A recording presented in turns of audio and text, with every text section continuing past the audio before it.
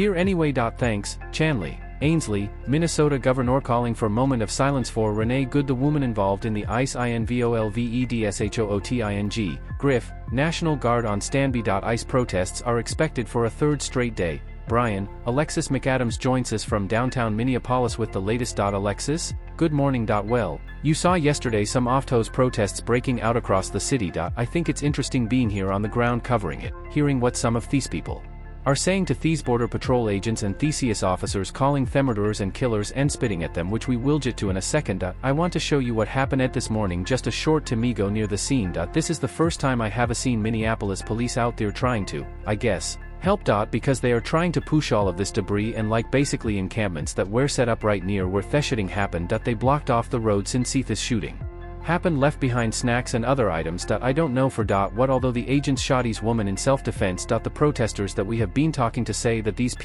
agents are killers. And they don't want them in their city. They are taking their neighbors. It's been very contentious here on the ground. We saw at least a dozen people arrested. Watch this shouting. Border Patrol Chief Gregory Bavino on the ground walking UPAN down. He was trying to show his support for teams out helping just during massive federal operation. The reason they are also needed, I think it's important to point out, is because local police are just not around. The sheriff's department didn't see them. The Minneapolis PD didn't see them. So when there is all that chaos, they need somebody to help step in. At one point Bovino had a clash with protesters. Get back. Get back. The Minnesota Bureau of Criminal Apprehension wanted to conduct its own independent investigation into the shooting. They said let us take a look buddy cam video. They had all these questions they have quote reluctantly withdrawn. We don't need your help. They blocked them from being involved. DHS Acting Director Kristi Noem says they don't need Minnesota help. I would like to know where they have been and why they are not out on the streets investigating all these people who are harassing and inciting violence on law enforcement officers right now. They are allowing this situation to be volatile. They are not doing their work. They have not been cut out. They don't have any jurisdiction in this investigation. DHS Secretary Kristi Noem correcting that there so much on the ground, expecting more protests not just today but throughout the weekend. Brian, appreciated. Alexis. Who is this MOM? Who is this woman that lost her life tragically? Renee Good? We're finding out more. Turns out she moves to Minneapolis and according to reports, she goes into a daycare with a 6-year-old. Evidently a charter school known for its social activism. At which time other parents start saying how important it is for kids to get involved in activism. That's another conversation. Number 2, it turns out Thatch gets gradually radicalized or was radicalized already. And joins these ICE teams and becomes a warrior for those teams. Griff, yeah, the New York Post calling her an ICE warrior, saying that Renee Good had participated in part their YOUGO, the cover right there of the New York Post.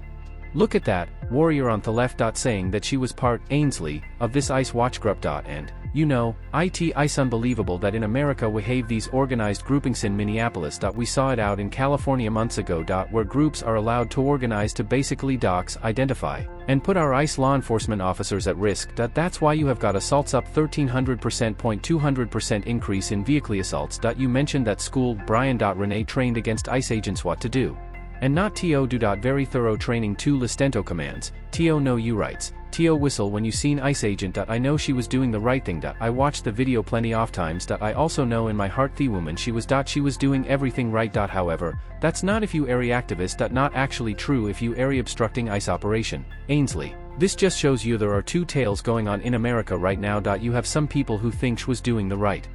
Including this MOM at Theskull. The activist community, they think she ways is doing the right thing. Then you have the other group. The other side of the story who says you can't resist arrest. You can't run away from police officers.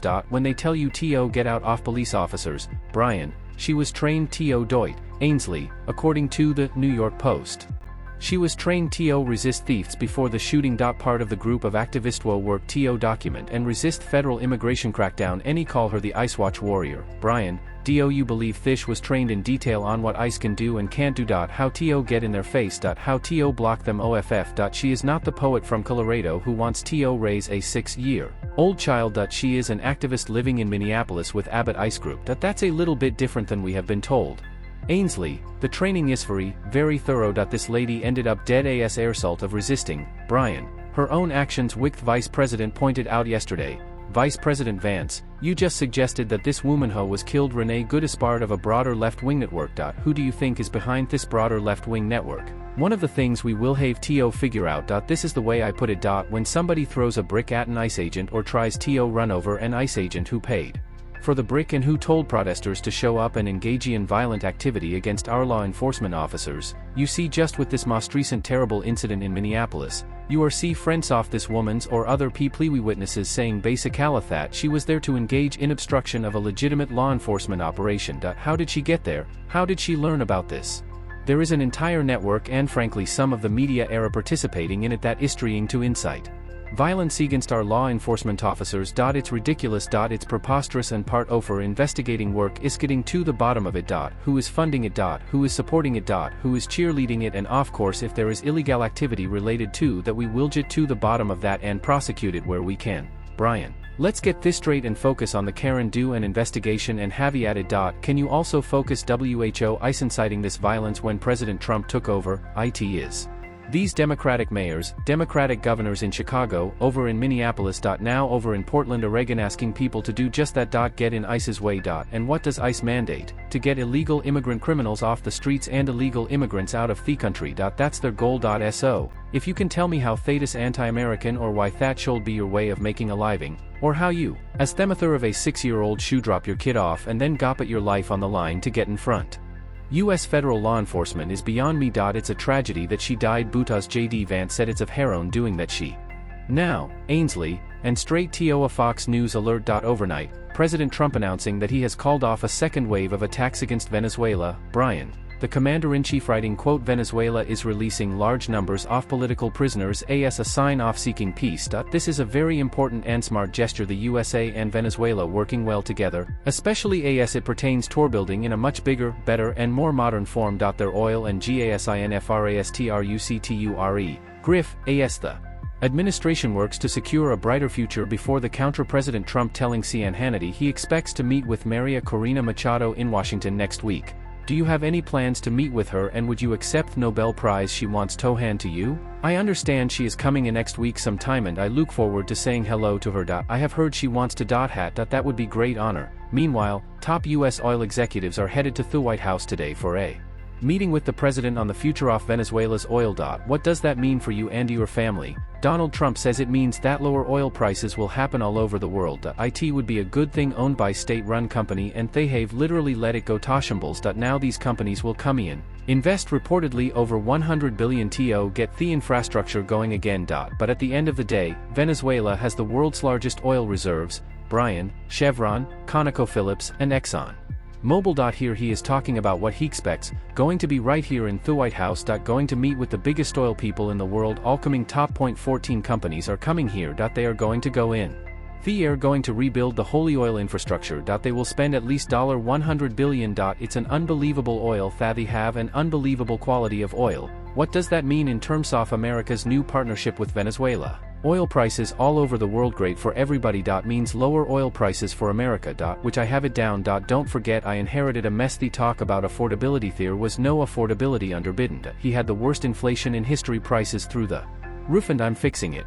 3.5 million barrels per day. If that continued, but all of a sudden chaffs comes. In he nationalizes everything. Now they are down 1.1 million barrels per day. What could happen if we built refineries just to handle Venezuelan oil back in the 80s and 90s? We haven't done much in terms of refinery, but we do have the capacity to help out. What could we do? Increase the revenue of that country and make it rich again. What is so important, I never really thought about. This is basically leverage. So, if Venezuela South, if they start being avid American and capturing people off the streets and harassing, let's say, oil executives, if they decide to go in, and we hope they do. Then all of a sudden they totally cut off their own commodity to keep themselves sustained. If you cut off, as we are seeing now with Cuba. If you cut off their way of bringing in revenue insurgency in Venezuela. It's in their government's interest to do what we say. Rather than put 20,000 people on the ground. We are doing it through economic means. Which brilliant. Ainsley, when Chavez came in and nationalized in 2007. Exxon lost $1 billion. The World Bank Arbitration Court did award them $77 million for Venezuela seizing their assets.